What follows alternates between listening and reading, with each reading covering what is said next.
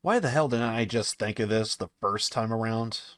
This is going to be episode 2 of the Like a Dragon Yakuza TV show. And, well, we're supposed to start off in 2005, but with this review, we're going to be going to 95 instead. After the underground fighting match and Nishiki cutting his pinky off, Nishiki and Japanese Jesus are pretty much, they start out as low-level nobodies. So basically, they're cleaning toilets and cleaning cars.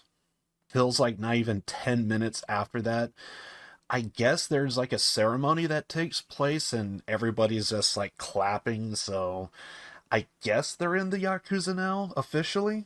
I probably would have skipped this part, but I just couldn't help but notice that we see Reina for the first time, and basically, I always kind of took it like she was like maybe like the owner or manager.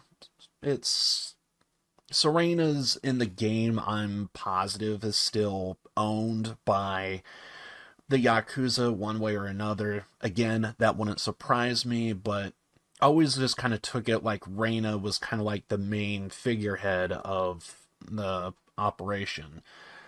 Again, just kind of like, the face you always see, so it's kind of implied like maybe she's like the manager or owner of the place, etc. But to see Reina kind of just be like a side character here feels a little weird, not seeing her behind a bar serving drinks. Reina seems to be overseeing the hostess girls for Serena's. We kind of get like a whole bunch of small stuff here, so I'm just gonna like breeze over this. But we have Dojima talking about making the Millennium Tower. There also is a little bit of like a side quest, you could say, here, to where there is this rich investor by the name of Edgar Beale. Shitoro Kazuma would be later seen talking to Edgar Beale for a little bit, and Edgar Beale just ends up saying like he turned down Dojima's offer. That's specifically what they said, and in context, I have to assume that conversation was something to do with the Millennium Tower. Perhaps Bill was going to fund the operation, etc. So we then go to the girls over at Serena's. From what it appears, it just kind of feels a little weird saying this because I could have swore, maybe I'm remembering this wrong, but I could have swore that Yumi was a hostess girl at Serena's bar in the game.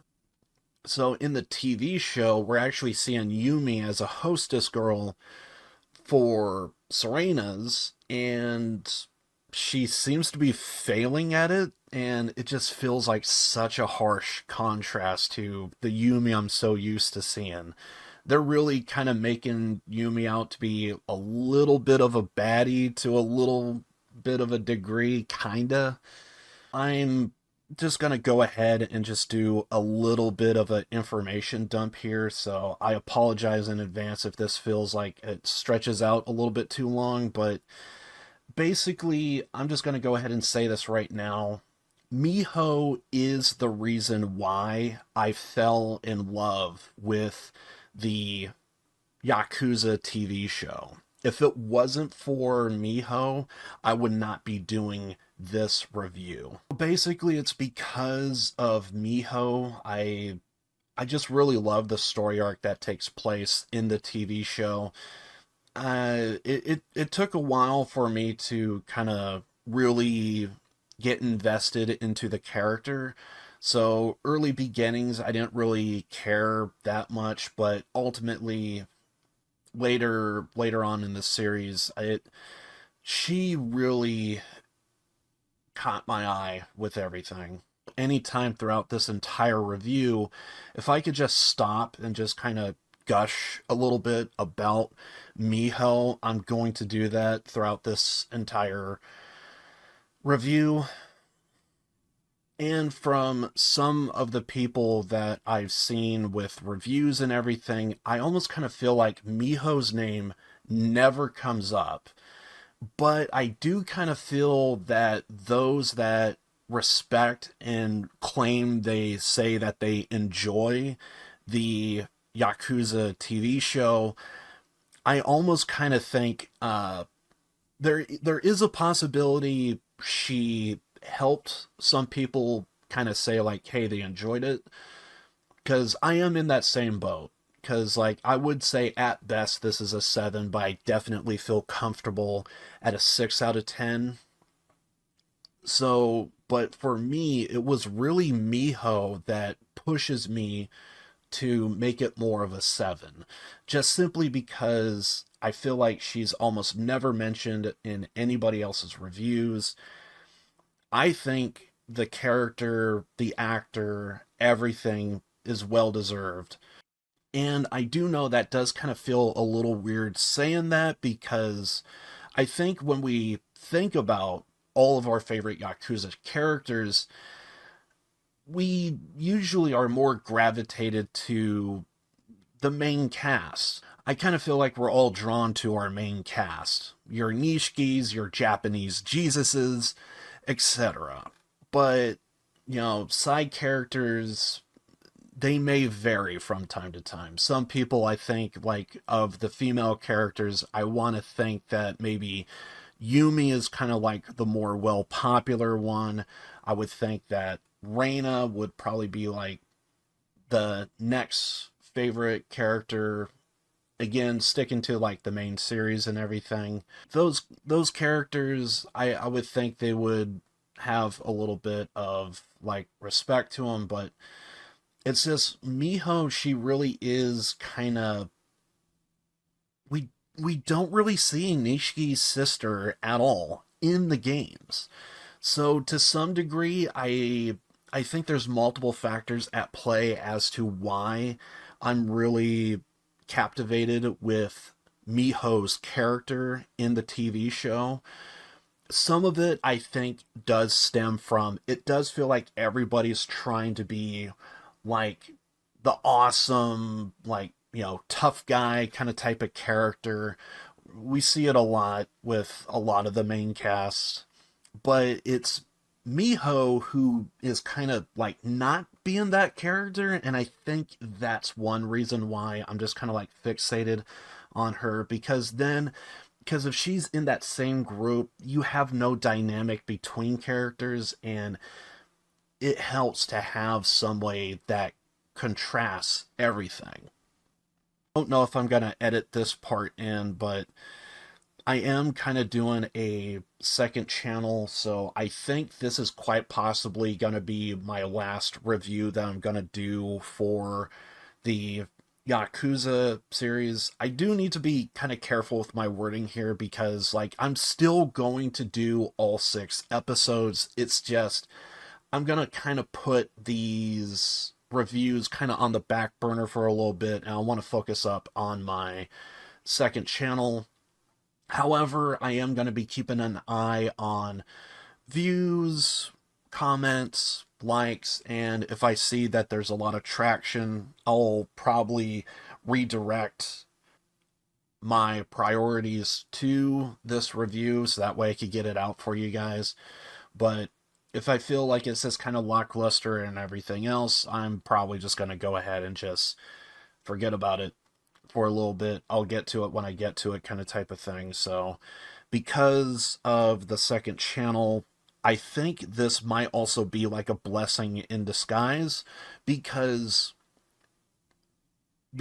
I like Miho as a character. I hope that maybe something within my reviews would probably help a lot of people maybe consider, rethink, or maybe take a chance at the actual TV show, because I do want to heavily advise that above all else, play the game. But I do kind of I do kind of hope that some people do take a chance and try and look at the TV show, just simply because I think nothing in my reviews is going to kind of do everything justice. When the show actually starts to get good, like, nothing I'm going to be doing here is going to help, I think, the situation. So that's why I would say I'm kind of like using this moment to like kind of like take my time and like let you guys know if you are enjoying any of the reviews, you know, awesome, love you guys, but also at the same time, like, you know, maybe take a chance at watching the show, because I have to assume that there's a lot of people that's on the fence. They don't know if they should watch it, you know, spend some of their time. There is the money side to things, like you probably don't want to purchase, you know, Amazon Prime just to see it. That side of things, like, you're not going to get any arguments out of me. Completely understandable. What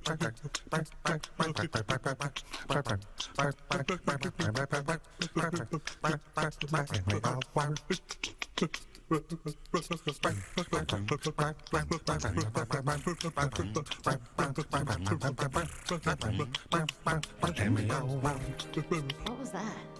Working on my diction. I heard that foreign clients spend a lot of money. So, I want to make a ton and save up. And then, I'll travel to another country. After that, I want to get pancakes. And soft-serve ice cream. And then... I'll have my kids to look forward to. Then I'll be a granny. And die! Are you serious? Sounds nice, right? Anyway, I feel a tangent, so let's just maybe just get back into the video. So anyway, like what I was saying, we have Yumi that is just kind of falling short of being a hostess girl at Serena's, and she's really needing Reina for guidance. While Yumi is failing, it's Miho that is excelling. And of course, just like how I mentioned earlier, like, Miho, she's just a delight. She has a lot of energy. I want to kind of use the term youth. I get the feeling that they were trying to make her out to be kind of like the younger sibling of the group between Japanese Jesus, Nishiki, and Yumi. It does kind of feel like out of that particular group, it does feel like Miho was kind of like the younger one of the bunch. She does also seem to be a bit more of an extrovert than an introvert. So because of that, Miho, she's chatting a lot with the customers, really making everything kind of lively. Unfortunately, though, it might be for her own good.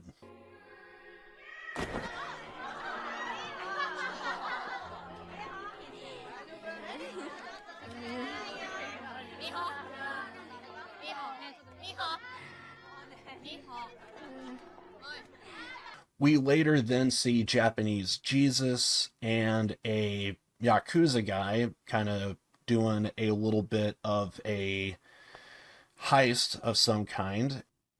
And it looks like they're trying to steal a deed to the property. And if I'm not mistaken, I think the guy that Japanese Jesus is with, I think it's, and I'm possibly going to be botching this name, so I'm pretty sure it's Keiji Shibusawa, and he's with Japanese Jesus. They're stealing a deed to a property. I do kind of feel like this is a small wink and a nod reference potentially to Yakuza 0 here. While that heist is going down, it's actually Nishiki who is keeping track of the rich investor, Edgar Beale. And Edgar Beale finds his way into one of the restrooms at a club. and he never comes out. Is it? Huh? It's blood. Look. Wait.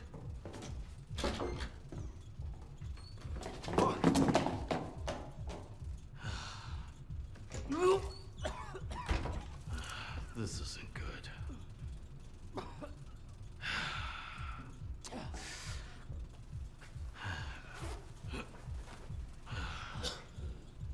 Hey, what am I doing now? Taking a piss? Exactly. I'm taking a piss, right? Yeah. I was here because I needed a piss. So I didn't see anything. We saw nothing, nothing at all. Saw nothing. We saw nothing. Nothing was seen. Nothing at all. Saw nothing. Nothing was seen. Nothing at all. So then Japanese Jesus and Nishiki find their way at Dojima's place, handing over all the different stuff that they took from the heist. And then on their way out, they actually run into, oh my god, that's Seijima. Look how they massacred my boy. Authorities are saying tonight that they believe they have finally found the killer in the infamous Inagata-Davida slaying some 25 years ago. Police say this boy is the so-called hippie ripper, who in 1969 killed 16 hippies who were living in a van next to the shooting gallery out by the highway. Asked how a teenage boy could have committed a crime that happened more than 2 decades ago, a police spokesman explained, quote, "He's very clever." Get a haircut, hippie. Yumi would then break the news to both Japanese Jesus and Nishiki about Miho's collapse. Miho just kind of overworked herself and she almost succumbed to alcohol poisoning. There's a TV on in the background, and it turns out that Shibusawa is actually connected to the killing of Edgar Bill, the rich investor. So Shibusawa's getting arrested. Was arrested on suspicion of murder. According to the police, Shibusawa repeatedly stabbed Edgar Beale, a 58-year-old American businessman, in the bathroom of the Maharaja nightclub in Roppongi. The suspect was apprehended by authorities at his apartment. And then there's actually this really beautiful, nice moment. It's only because I'm so invested in Miho's story. We actually see Shitoro Kazuma kind of stop by and do a little bit of cooking for Miho, just kind of looking after her and making sure she's okay. And there's just a really nice, sweet, heart-to-heart moment between Kazuma and Miho here. Here, eat. I doubt you've been eating anything good here. No, we've been okay. The doctor said so. I was just tired and a little too drunk. Really, it's nothing serious. Don't be a fool. You have to take care of your kidneys. Your salt and potassium levels are too high.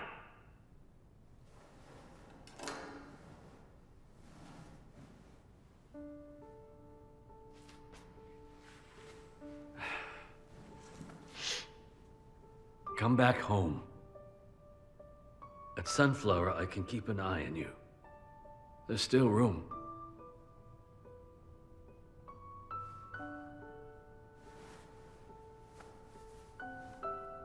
Thanks. Anytime to where I could just point to Miho just being the star of the show, I'm gonna do it. Definitely, if you care about her story arc, seeing little moments like this has kind of helped. It's not too long after this that Shitoro Kazuma would get a phone call from a woman, and it might be Edgar Beale's girl. Apparently she's staying at a place called, I think it's called Canada, but it's spelt with a K. Dante is following up leads behind Edgar Beale's death and the arrest of Shibusawa, and he proceeds to question Japanese Jesus, After he leaves, Nishiki comes running in thinking that he might actually know and have a lead on Edgar Bill's girl. And with that, we end up moving and jumping ahead to 2005. This show actually does start off with this scene, and it's Yumi. The show actually does start off in 2005, where it shows Yumi surviving the kidnapping. Dante just goes into a big explanation dump for Japanese Jesus, kind of letting him know all the different things that just kind of happened while he was in prison. We end up learning about a particularly new character. Now, I do want to point this out. When I first was actually watching the TV show, I thought for sure that this character was just going to be like a side quest for Dante to just give him something to do while simultaneously Japanese Jesus and Nishiki have like their story arcs take place. And so I didn't think that this demon assassin, I believe the name is Demon of Shinjuku. I'm pretty sure I botched that, so I'm just going to go ahead and just say the demon from here on out, or demon assassin. And the demon assassin is an individual that goes around, kills individuals, but he leaves a calling card of leaving a carved pentagram on the chest of his victims.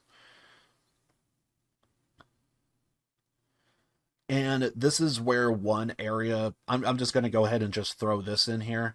I feel like this is like one aspect of why I think a one-to-one is just not going to be as, moments like this, I think is where a one-to-one aspect is just not going to work out as properly, because you could kind of change things up and keep things interesting. So that way, even if you're a fan of the series, moments like this is going to keep you on your toes and guessing what's around the next corner. So if this was one-to-one, obviously, you know, we already know what's about to happen. But with this character here, I think it helps with just kind of keeps things interesting. And without a doubt, this is another area to where it was very intriguing by the end of it. So it's actually Dante that believes that the demon assassin actually hired Yumi's sister, Aiko, to steal the 10 billion yen meme. We would then see Yumi in the hospital surviving the kidnapping.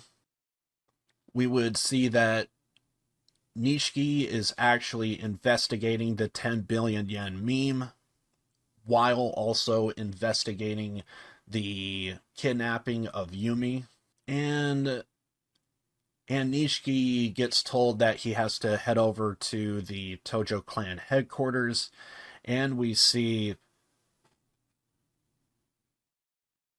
Is that Shimano? Dude has hair! Chairman, sir! Shimano! Dude! What the fuck? I don't know why, but every single time when I saw Shimano on my screen, I just kept thinking of, are you like an older version of Benny Blanco from the Bronx? I'm just working off on, you know. We haven't formally introduced, you know. My name is Benny Blanco from the Bronx. You know me? Yeah, I know you, man. Don't ask why. So Benny from the Bronx is a character from Carlito's Way, starring Al Pacino. It's actually a pretty good movie overall. And so for now on, we're going to be referring to Shimano as Benny from the Bronx. And Benny from the Bronx doesn't really like Nishiki that much. We would then cut to Aiko working at her job at a manga shop. Yumi's sister sells drugs to kids. That's not a joke. That Aiko, though. Seems she has a job managing a manga cafe. while on the side selling speed to kids who hang out there. And it is also here we end up seeing Haruka for the first time. Okay. Oh god. Here we go. Yeah, I'm gonna have to give this a red flag. Oh. Yeah, ew. Yeah, let's just, Malenkoff with sharper cheekbones as requested. Not soiled, soiled. Not soiled, soiled. I would like that one destroyed. Maybe we could get some help here. Any ideas? Godzilla doesn't have my thighs. Mothra doesn't have my flaps. And when I am IWGP Women's Champion, Japan will crumble at my feet. So, my son, chin up, tits out, and watch for the show. Yes, thank you, Tony Storm. Yes, we would now be throwing out red shoes. Thank you. So yeah, I gotta throw a red shoe flag in here, and okay, I was willing to not go into too much detail about Seijima. I was willing to not go into too much detail about Benny from the Bronx, but Haruka. Haruka is one of the reasons why I fell in love with the Yakuza series. And Haruka,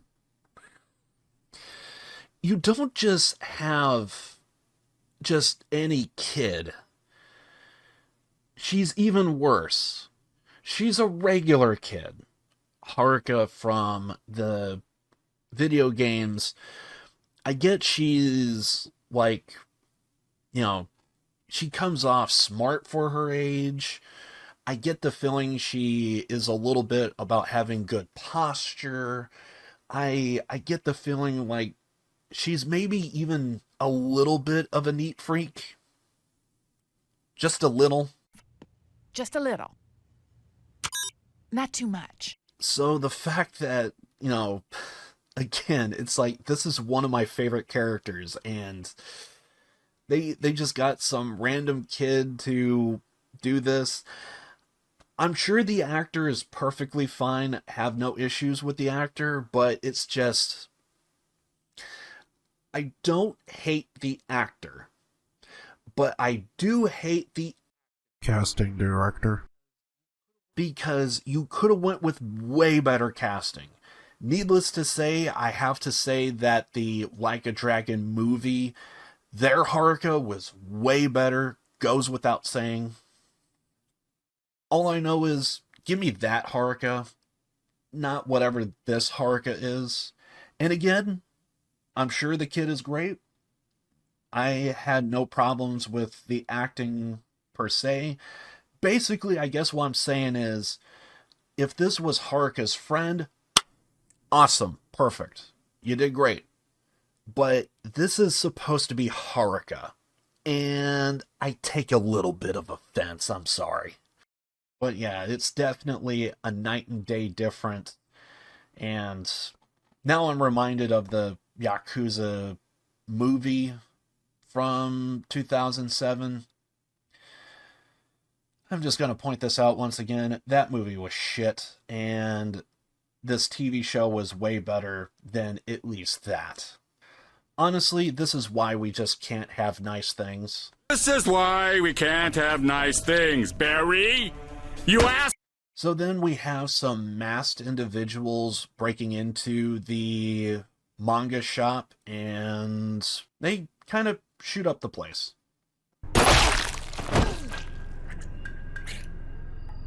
Run!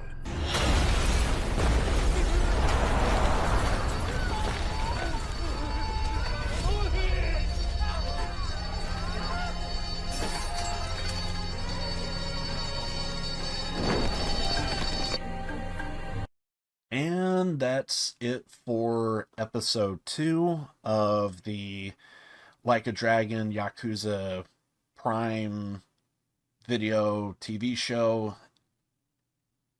Again, I have to echo the sentiment of this really is like a 6 out of 10, but there's moments in it to where it can be enjoyable and you can have upwards of like a 7 out of 10. I don't like doing half scores, but anyway, take that information for what you will. So it might still seem like a low score, but it's only because, like, if you focus on the negatives enough, that's where all the I will admit there's enough trash there that it could pull you back, but at least with me there is some good and decent of enough payoffs to where I feel satisfied by the end of it. As long as you focus on the strengths, you can really enjoy this particular TV show. I think it's good all around, but I will admit it's not the greatest in the world, and it definitely has its flaws. So I am so I don't know if I added that part into the video or not, but needless to say, I'm going to be putting the rest of these reviews on the back burner for a little bit. I'm going to be looking at the traffic to everything involving my review to episode 1 and 2, and I really hope you guys do enjoy these reviews. And I do like making them, but it's just I have like a second channel I kind of want to focus on for a little bit, so I'm planning on having these reviews in the back burner. We will get to them eventually, but I want to focus on my second channel for a little bit. If I do see enough traction and positive feedback, etc., I might rethink everything and prioritize these reviews to get out to you guys. I just basically want to showcase that the show, as bad as it is, it still has some good parts that are very enjoyable, and you can relax and have a good time with it. But obviously, if you're a purist or you want a show to be one-to-one, you're not going to get that here. It's going to be pretty bad overall. If you're like me and just kind of focus on the strengths or Miho, then yeah, you could really enjoy the show overall and have a lot of fun with it. So anyway, I'm going to just go ahead and wrap it up. Links down below to support me and my channel. Really do appreciate all of those that do. And yeah, pretty much out of here. Born to lose, live to win. I love you guys. See you guys in the next one. Later.